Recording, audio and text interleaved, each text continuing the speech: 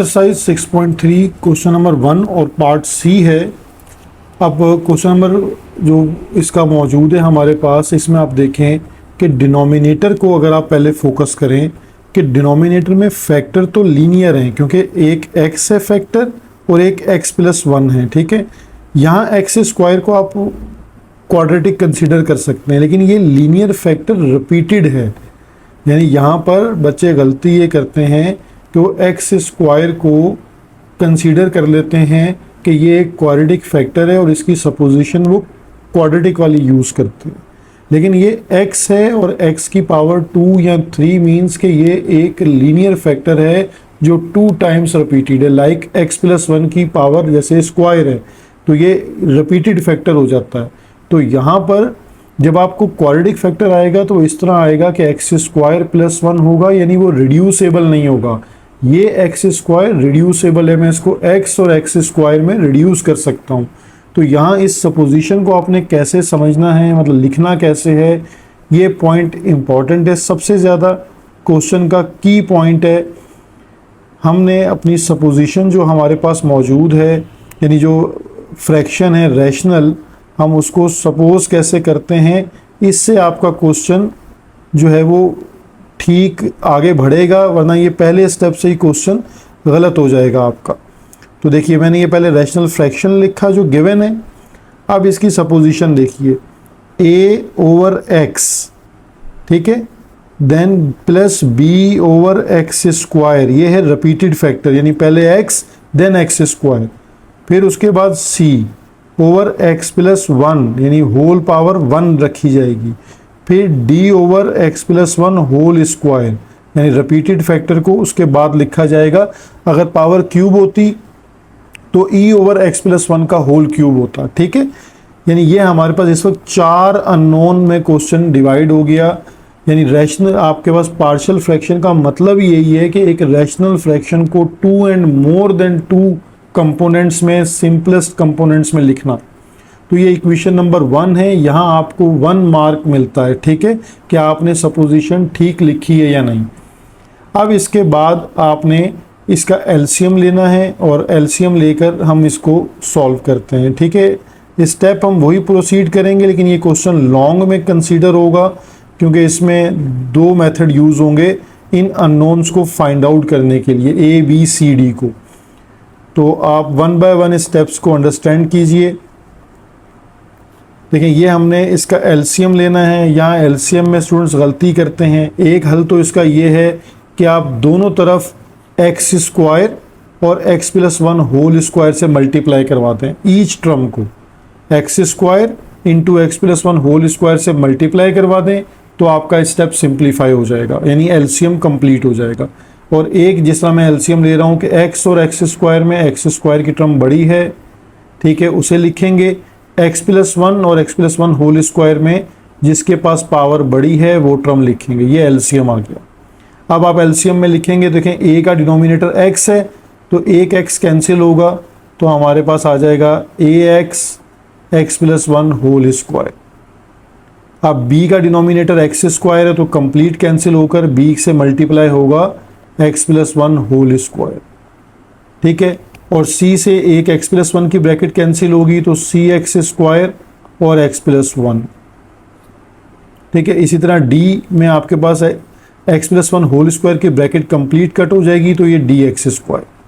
तो एलसीएम का एक तरीका ये है जिस तरह मैंने एलसीएम लिया है, और एक तरीका मैंने आपको बता दिया कि आप दोनों तरफ लेफ्ट हैंड साइड और राइट हैंड साइड की सारी टर्म्स को x square into x plus 1 whole square से मल्टीप्लाई करवाते हैं। ठीक है, ये डिनोमिनेटर कंप्लीट कैंसिल होने चाहिए हमेशा। जब ये कैंसिल हो जाएंगे तो आपको इक्वेशन नंबर 2 मिल जाएगी, और यहाँ से फिर हम क्वेश्चन में अननोन फाइंड आउट करने का काम स्टार्ट कर देंगे। ये ax x plus 1 whole square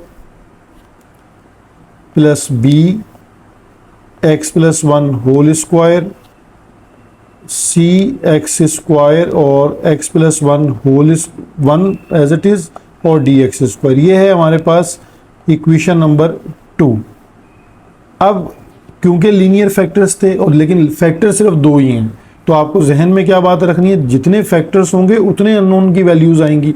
एक फैक्टर x है और एक फैक्टर x+1 है। उनकी पावर जस्ट उनकी रेपिटेशन शो करती है। तो जब दो लीनियर फैक्टर हैं, यानी हमारे पास जो गिवन लीनियर फैक्टर्स हैं वो जस्ट 2 हैं, गिवन लीनियर फैक्टर्स। ये सिर्फ आपको बताने के लिए, मैं समझाने के लिए लिख रहा हूँ। एक है x जिससे आपके पास x की वैल्यू आ जाएगी 0, और दूसरा है x+1, यानी x+1 इक्वल टू 0 रखेंगे तो आपके पास एक x की वैल्यू आ जाएगी -1। आप ये दो वैल्यूज़ अपनी इक्वेशन नंबर 2 में पुट करेंगे तो कोई से दो अननोन आपको मिल जाएंगे। बाकी दो अननोन के लिए फिर हमें दोबारा जो है वो एक और मेथड है जिसे कोफिशिएंट कंपेयरिंग मेथड कहते हैं, फिर हम उस मेथड को यूज़ करेंगे। ठीक है, तो इस वक्त जो हम मेथड यूज़ कर रहे हैं ये है ज़ीरो मेथड, जो लीनियर फैक्टर्स के ऊपर यूज़ किया जाता है। ठीक है, तो ये ज़ीरो मेथड से अब हम इन दो फैक्टर्स को यूज़ करते हैं और इनकी वैल्यूज़ को फाइंड आउट करते हैं। ठीक है, अब हमारे पास जो है पहला फैक्टर हम यूज़ करते हैं 0, यानी हम x की जगह पे पुट कर देते हैं पुट x इक्वल टू 0।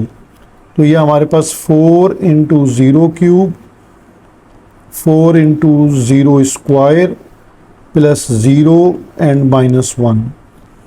फिर a जहाँ x आ रहा है वहाँ पर आपको 0 रिप्लेस कर देना है। ठीक है, ये b के साथ भी 0 + 1 होल स्क्वायर हो जाएगा, plus c × 0 square and then 0 + 1, और d के साथ भी 0 स्क्वायर। ठीक है, तो बहुत सारी टर्म्स तो आपकी 0 हो जाएंगी, यानी यहाँ लेफ्ट हैंड साइड पे जस्ट -1 बचेगा आपके पास। ये a की पूरी टर्म देखिए कंप्लीट टर्म 0 हो रही है, ये यहाँ से सिर्फ b बचेगा क्योंकि 1 का स्क्वायर 1 और 1 × b, ये आपके पास सिर्फ b रह जाएगा। ये टर्म भी कंप्लीट 0 हो रही है और ये टर्म भी कंप्लीट 0 हो रही है। तो इट मीन्स कि आपके पास यहाँ से b की वैल्यू आ गई -1। ये एक अननोन हमने फाइंड आउट कर लिया। अब हम सिमिलरली पुट करते हैं पुट x इक्वल टू -1, जो हमारा दूसरा फैक्टर था जिससे हमने वैल्यू ली। तो 4 × -1 का cube plus 4 × -1 square plus -1 again -1, फिर a × -1, जहाँ जहाँ x है वहाँ पर आप -1 को सब्सिट्यूट कर दें। ठीक है, b और ये फिर -1 + 1 square plus c × -1 square and -1 + 1, और यहाँ पे d × -1 का स्क्वायर। ठीक है, आप देखें कि हमारे पास लेफ्ट हैंड साइड पे क्या सोल्यूशन बनेगा। 4 एज इट इज़, -1 का क्यूब -1, 4 एज इट इज़, -1 का स्क्वायर +1, और -1 -2। अब देखें ये +1 -1 0, तो a की कंप्लीट टर्म हो जाएगी 0, यानी यहाँ पे 0 आ जाएगा। +1 -1 0, तो b की टर्म भी 0 हो जाएगी कंप्लीट। +1 -1 0, तो c की टर्म भी 0 हो जाएगी। और यहाँ पर d है और -1 का स्क्वायर हो जाएगा +1, यानी d 1 ज़ा d। ये -4 + 4 -2, d 1 ज़ा d। तो यहाँ से +4 एंड -4 कैंसिल, तो d की वैल्यू हमारे पास आ जाती है -2। अब ये दो अननोन हैं, एक b और एक d, ये दोनों हमारे पास आ गए। ठीक है, अब हमें क्योंकि और कोई लीनियर फैक्टर है नहीं कि जिसे पुट करें और कोई तीसरा अननोन हमारे पास आ जाए, यानी हमारे पास हमें a चाहिए और c चाहिए। तो इसका मतलब ये हुआ कि टू फाइंड, हमें एक और मेथड यूज़ करना है to find a and c। अब इन दोनों को फाइंड आउट करने के लिए हम मेथड यूज़ करेंगे कोफिशिएंट कंपेयरिंग मेथड। ठीक है, ये मैं इसलिए नाम आपको बता रहा हूँ ताकि पूरा मेथड आपको अच्छी तरह दिमाग में बैठ जाए कि हम किस मेथड के थ्रू वर्किंग करेंगे और वजह क्या है, क्यों वर्किंग करेंगे इस मेथड पर। अब हमें पहले तो अपनी इक्वेशन देखें एज इट इज़ लिखनी है, जो हमारे पास इक्वेशन बनी थी, इक्वेशन नंबर 2। ठीक है, उस इक्वेशन को हम लिख के कंप्लीट सिंप्लीफाई करेंगे। तो वह इक्वेशन हमारे पास क्या बन रही है मैं उसको लिख लेता हूँ, यानी इक्वेशन नंबर 2 को हमें दोबारा रीराइट करना पड़ेगा। और उस इक्वेशन को हम आगे प्रोसीड करेंगे। तो वो इक्वेशन हमारे पास क्या बन रही थी, 4x cube plus 4x square plus x minus 1 equal to, ठीक है, a x into x plus 1 का होल स्क्वायर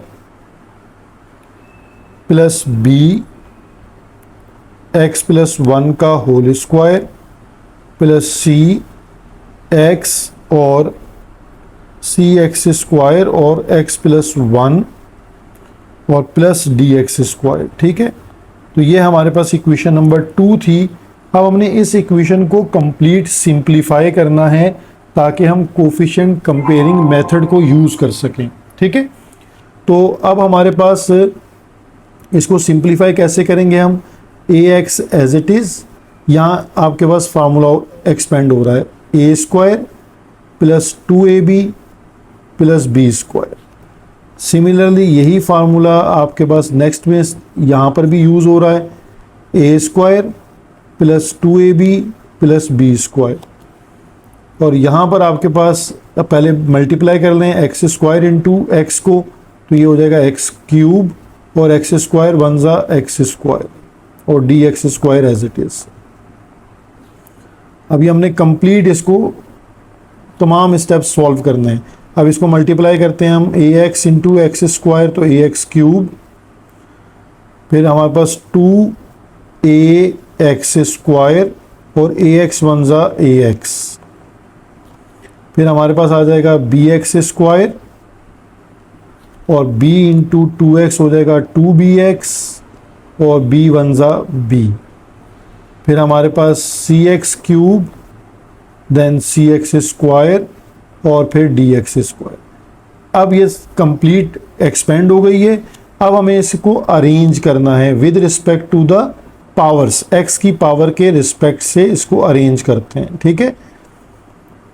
यानी सबसे बड़ी पावर है x क्यूब की, तो ए एक्स क्यूब एक टर्म है इसकी और क्यूब की दूसरी टर्म है सी एक्स क्यूब।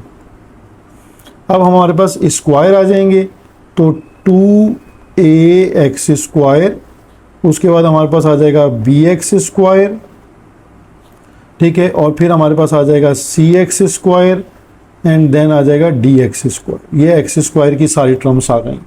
अब हमारे पास टर्म्स आ जाएंगी x की, तो ax प्लस 2bx और दो ही टर्म्स थी, ठीक है। और लास्ट में हमारे पास आ जाएंगे जो कांस्टेंट्स थे, वो देख लेते हैं कौन से आ रहे हैं। एक b है, सिर्फ b ही कांस्टेंट है, बाकी हमारे पास और कोई कांस्टेंट यहाँ पर नहीं आ रहा, ठीक है। तो जस्ट हमारे पास b कांस्टेंट है एक, ठीक है। अब इनमें से आप एक स्टेप अगर और कर लें, बच्चे यहाँ से डायरेक्टली भी वर्किंग कर लेते हैं, लेकिन मैं तमाम स्टूडेंट्स के लिए क्योंकि समझाने के लिए काम कर रहा हूँ तो मैं तमाम स्टेप्स बता रहा हूँ। यहाँ से आप एक्स क्यूब को कॉमन ले लें, तो a plus c x cube, ठीक है। अब आपको यहाँ क्लियर नज़र आएगा कि एक्स क्यूब का कोफिशिएंट क्या है, a प्लस सी, और इसी तरह ये 2a plus b plus c plus d, और ये एक्स स्क्वायर यहाँ से कॉमन ले लें। Similarly a plus 2b as it is और x को हमने कॉमन ले लिया। अब आप अगर लेफ्ट हैंड साइड और राइट हैंड साइड में देखें तो देखें लेफ्ट हैंड साइड पर एक्स क्यूब का कोफिशिएंट क्या है 4, और राइट हैंड साइड पर एक्स क्यूब का कोफिशिएंट क्या है a प्लस सी। तो आप इन दोनों को कंपेयर कर सकते हैं, ठीक है। यानी कोफिशिएंट ऑफ एक्स क्यूब, यानी जो एक्स क्यूब के कोफिशिएंट्स हैं उन्हें आप पहले कंपेयर कर लें। यानी a plus c equal to 4, ये हमारे पास एक इक्वेशन है, ठीक है। अब हम अपनी दूसरी इक्वेशन को यूज़ कर लेते हैं। कोफिशिएंट हमारे पास कौन से आ जाएंगे, कोफिशिएंट ऑफ एक्स स्क्वायर। तो एक्स स्क्वायर के कोफिशिएंट्स देखें, यहाँ पर हमारे पास क्या कोफिशिएंट है एक्स स्क्वायर का और लेफ़्ट साइड पे क्या है। तो जब दोनों आपको नोट डाउन हो जाएं तो इनको कंपेयर कर लीजिए। 2a plus b plus c plus d equal हो जाएगा 4। अब हम आ जाते हैं नेक्स्ट कोफिशिएंट के ऊपर, कोफिशिएंट ऑफ x। ये हमारे पास है a प्लस 2b और लेफ्ट हैंड साइड पर x का कोफिशिएंट क्योंकि 1 है तो ये 1 हो जाएगा। अब आपको देखें एक चीज़ पता है कि आपको b की वैल्यू पता है, b की वैल्यू थी -1 जो हमने पहले फाइंड आउट की है, तो यहाँ पुट करते हैं हमारे पास a आ जाएगा, a प्लस 2 इंटू बी है -1, तो ये हो जाएगा -2 और इसको इक्वल के उधर शिफ्ट करेंगे तो ये हो जाएगा +2, तो 1 + 2 यहाँ से आंसर आ जाएगा, a का आंसर 3। अब a की वैल्यू को अगर हम अपनी x³ वाली इक्वेशन में यूज़ कर लें, ठीक है, यानी जो कोफिशिएंट ऑफ x³ की इक्वेशन है वहाँ से c आ जाएगा, तो a की वैल्यू है हमारे पास 3 + c = 4, तो देन c आ जाएगा 4 - 3 और c की वैल्यू आ जाएगी 1। ये चारों अननोन कंप्लीट हो गए। अब इसके लिए ये ज़रूरी नहीं है कि सर आपने कांस्टेंट यूज़ नहीं किया, जैसे कांस्टेंट तो देखें, हम अब अगर मैं आपके लिए समझाने के लिए यूज़ कर दूं कि कांस्टेंट हमारे पास क्या था, b था, यहाँ b है और इसको मार्क भी कर देता हूँ ताकि आपको याद रहे, b है कांस्टेंट और यहाँ का कांस्टेंट क्या है -1, तो b = -1 की वैल्यू हम ऑलरेडी निकाल चुके थे तो हमें इसकी ज़रूरत नहीं थी। और इसी तरह x² को हमने यूज़ नहीं किया क्योंकि इसकी हमें ज़रूरत नहीं पड़ी, हमारे अननोन्स कंप्लीट हो गए। तो जो रिक्वायरमेंट है उतना आप सोल्यूशन करेंगे। जब चारों अननोन आपके पास कंप्लीट आ जाएं तो अब हमने इन चारों वैल्यूज़ को पुट करना है, put a, b, c and d in equation number जो 1 हम अपनी इक्वेशन बनाते हैं उसमें ये चारों वैल्यूज़ आप पुट कर देंगे। तो वो हमने इक्वेशन क्या बनाई थी, 4x³ + 4x² + x - 1 divided bye x² और x + 1 का होल स्क्वायर। ठीक है, ये हमारे पास इक्वेशन a/x + b/x² + c/x + 1 और +d/x + 1 का होल स्क्वायर। अब आपने चारों वैल्यूज़ को यहाँ पुट कर देना है। ठीक है, तो जैसे फर्स्ट वैल्यू a है वो है 3/x, b की वैल्यू है -1/x², c की वैल्यू है 1x + 1 और d की वैल्यू आई थिंक हमारे पास आ रही थी -2। ठीक है, d की हमने वैल्यू -2 पुट कर दी, x + 1 का होल स्क्वायर। ये चारों वैल्यूज जब आप पुट कर देंगे तो फिर हम लेंगे taking integration on both side, taking integration on both side, दोनों साइड पर हम इंटीग्रेशन को यूज़ करते हैं। ठीक है, और इस क्वेश्चन का लास्ट स्टेप अब हम बनाने लगे हैं। ठीक है, ये 4x³ + 4x² + x - 1/x² into x + 1 whole square dx। अब आपके पास जो चारों कंपोनेंट्स हैं, चारों कंपोनेंट्स के साथ आप इंटीग्रेशन का साइन अलग अलग लिखेंगे। ये फर्स्ट इंटीग्रेशन है 3/x dx + - 1/x² dx 1/x + 1 dx ±-2 बाहर आ जाएगा इंटीग्रेशन से और 1/x + 1 होल स्क्वायर dx। ठीक है, अब यहाँ पर आपको एक छोटी सी बात जहन में रखनी है, वो क्या होगी कि जहाँ पर लीनियर फैक्टर्स हैं, ठीक है, यानी x है, सिंपल लीनियर फैक्टर है x और जस्ट है x + 1, इन पे पावर नहीं है, ये ln में शिफ्ट हो जाते हैं, यानी इनकी इंटीग्रेशन में ln लग जाता है। ठीक है, इसी तरह ये जो 3 है इसको भी आप पहले लिख सकते हैं, यानी कि इंटीग्रेशन के साइन से पहले लिखें और ऊपर सिर्फ 1 लिखें, यानी 1/x की इंटीग्रेशन होती है ln x। और इसी तरह जो आपके पास थर्ड वाला है 1/x + 1 वो भी ln x + 1 हो जाएगा। लेकिन ये जो आपके पास दो फैक्टर दूसरे इंटीग्रेशन के हैं एक 1/x² और ये जो स्क्वायर पावर वाले हैं इनको आपने ln के साथ नहीं लिखना। ये भी गलती स्टूडेंट्स करते हैं कि वो सबको ln के साथ लिख देते हैं, ठीक है। तो इस स्टेप को भी देख लीजिए कि कैसे आपने सॉल्व करना है। ये देखें, ये 3 है और ये इंटीग्रेशन ln x होगी पहली स्टेप। दूसरे में आप पहले उसको लिखेंगे x की पावर -2 रेसिप्रोकल करके। थर्ड आपके पास क्योंकि लीनियर फैक्टर है, विदाउट पावर है, आप उसको ln x+1 लिख सकते हैं, ठीक है। और फोर्थ वाले में आप इसको अगेन पावर को ऐसे लिखेंगे रेसिप्रोकल करके x+1 पावर -2 dx। अब इन पर इंटीग्रेशन का जो पावर रूल है वो अप्लाई होगा। यानी पावर रूल हमारे पास क्या था कि पावर में एक ऐड कर दें और उसी पावर से डिवाइड करवा दें, यानी -2 + 1 और -2 + 1, ये इंटीग्रेशन हो गई यहाँ पर इसकी। थर्ड हमारे पास as it is ln x+1 मौजूद है। ये सेम वर्किंग यहाँ पे करें, x+1 पावर -2 + 1 और -2 + 1, और लास्ट में हम इंटीग्रेशन का कांस्टेंट ऐड करेंगे। लेकिन पहले इस स्टेप को हम थोड़ा सा सिंप्लीफाई कर लेते हैं। यहाँ हमारे पास x की power -1 divide by -1 ln x+1 as it is -2 x+1 power -1 divided by -1, ठीक है। तो जहाँ x की पावर -1 है उसको आप रेसिप्रोकल में लिख लें, अगेन अपॉन में लिख लें, और ये माइनस माइनस क्या हो जाएगा प्लस। तो 3 ln x + 1/x plus ln x+1 as it is, ये अगेन माइनस माइनस प्लस, तो 2 एज इट इज़ और 1/x+1, ठीक है। ये हमने इंटीग्रेशन कंप्लीट कर ली। तो हम इसको 2 × 1 = 2 भी कर सकते थे डायरेक्टली, तो इसको इसी तरह लिख लें 2 × 1 = 2 करके, तो आपको आसानी से बात समझ आ जाएगी। और प्लस कांस्टेंट ऑफ इंटीग्रेशन, तो ये हमारा क्वेश्चन यहाँ कंप्लीट सॉल्व हो जाता है। तो आपने देख लिया इसके अंदर कितने स्टेप्स आपको यूज़ करने पड़ रहे हैं और किस मेथड से आपने इसको करना है। इसको मेमोराइज़ करें।